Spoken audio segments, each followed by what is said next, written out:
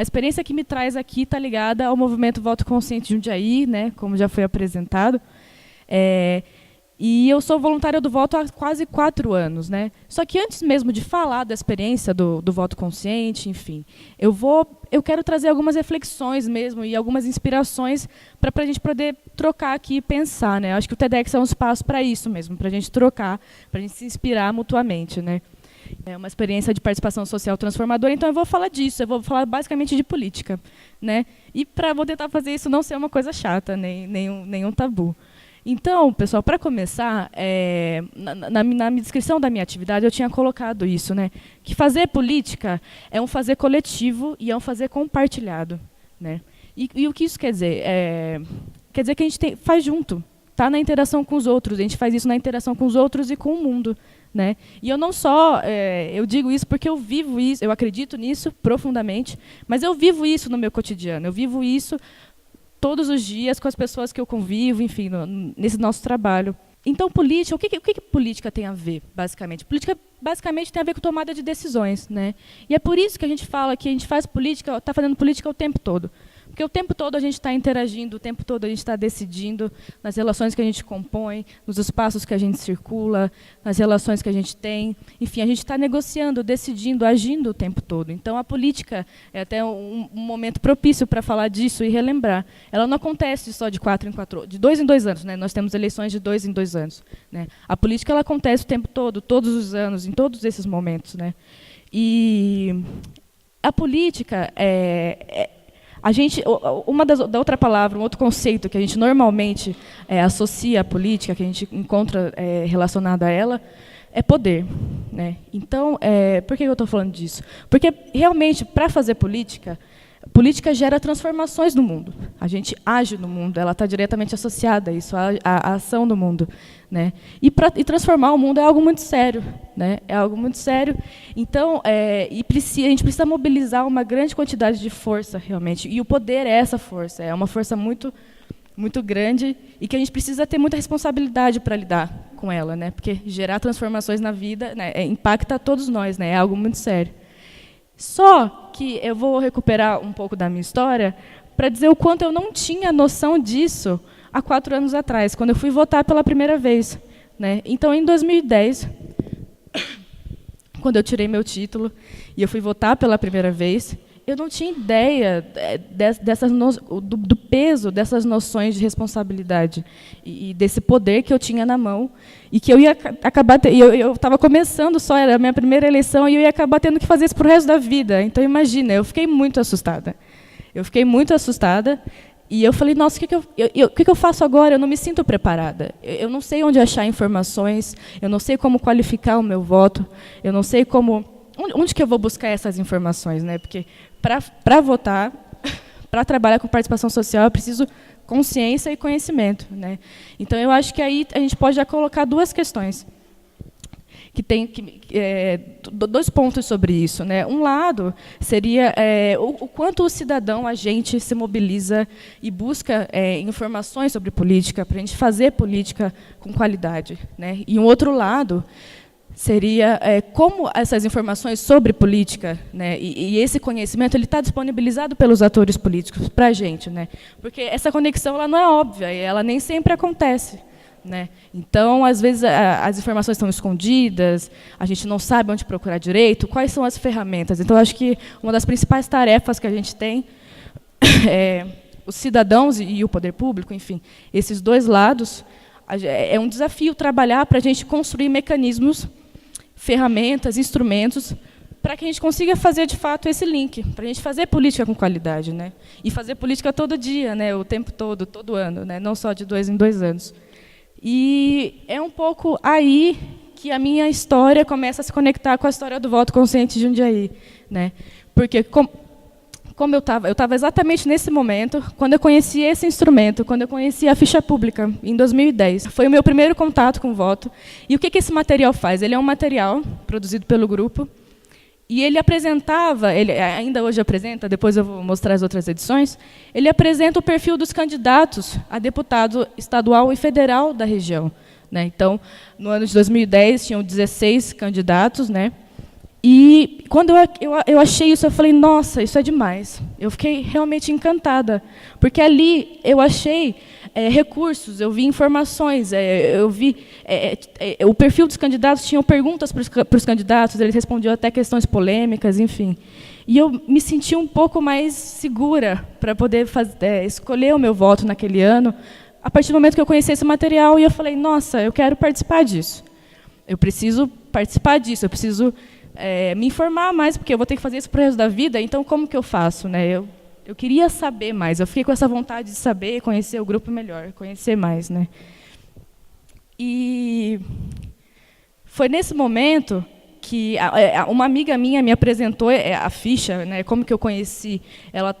O Voto ele distribui esse material intensamente, faz palestras nas escolas, porque essa é uma grande preocupação, disseminar principalmente esse conhecimento entre os jovens. Né? Então, ela me emprestou esse material, e eu pedi para ela, deixa eu ficar comigo para eu poder dar uma olhada, mostrei para o meu irmão em casa, enfim.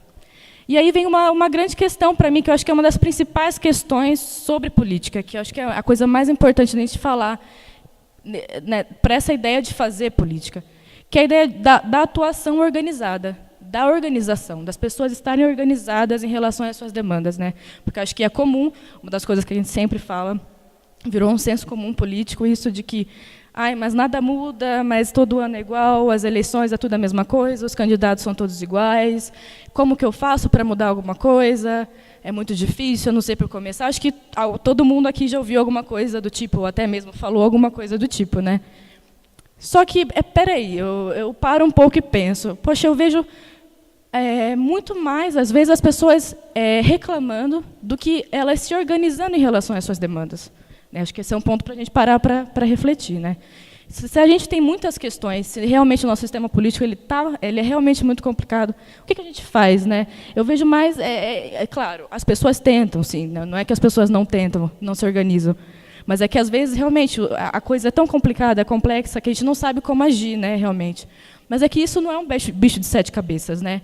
A gente deveria procurar, em relação às questões que a gente tem, deveria procurar se organizar mais, né, em relação a isso, e cada vez mais, ainda mais para a sociedade civil, né, que somos nós aqui, acredito que sejam, não sei se tem alguém de partido, enfim, a gente, né, sociedade civil, que trabalha, que tem a tarefa histórica da participação social e do controle social, da fiscalização. A gente ser organizado é um imperativo.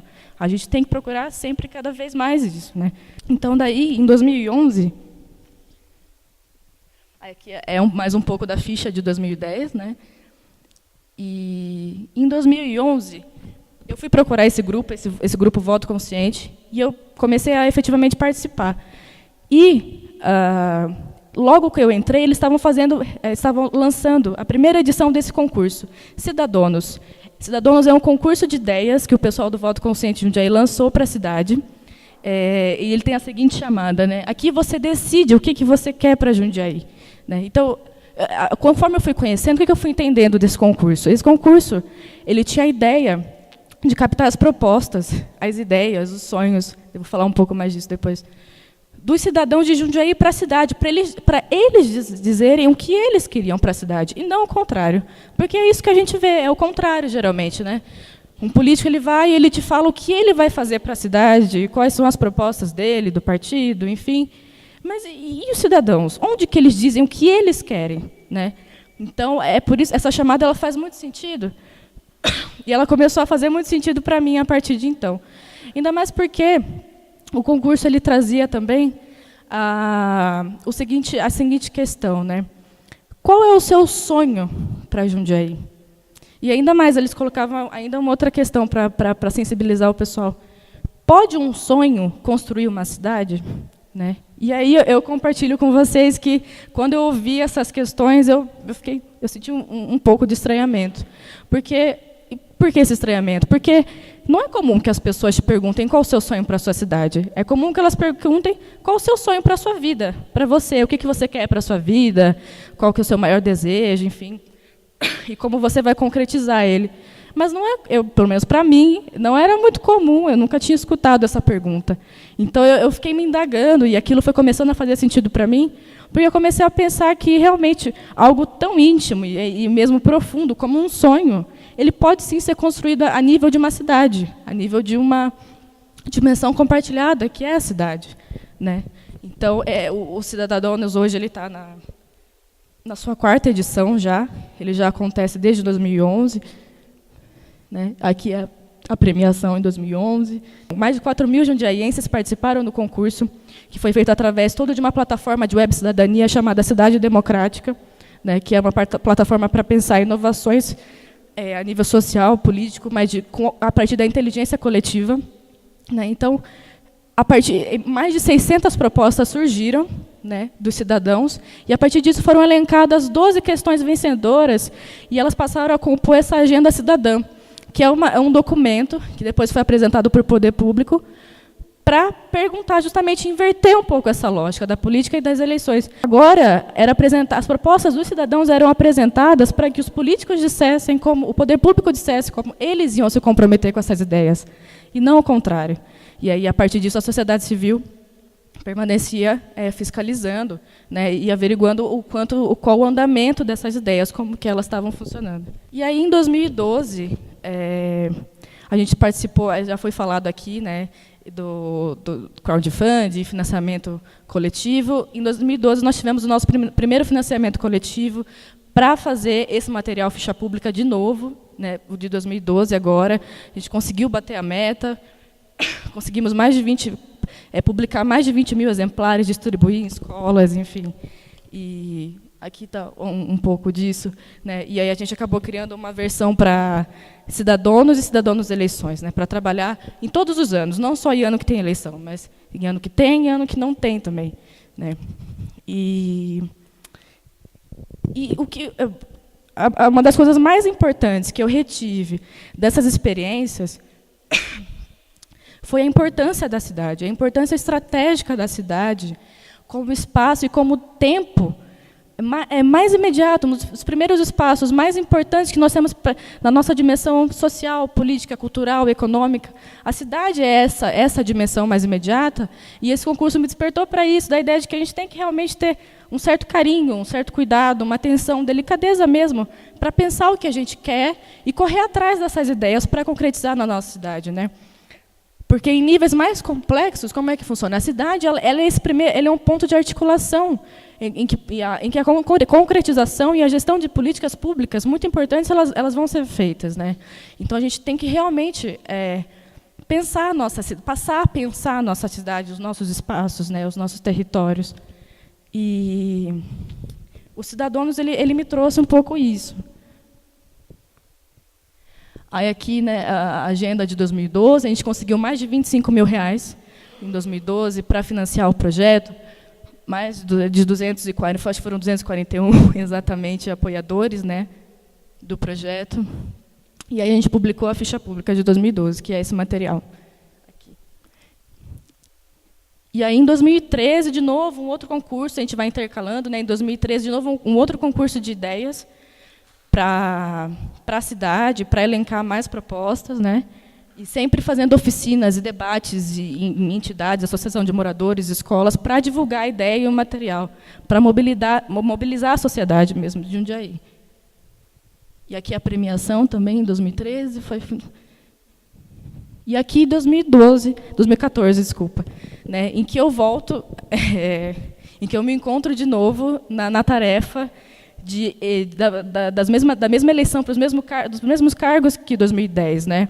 E o que eu posso dizer é que eu me sinto um pouco mais segura politicamente, vamos dizer assim, né?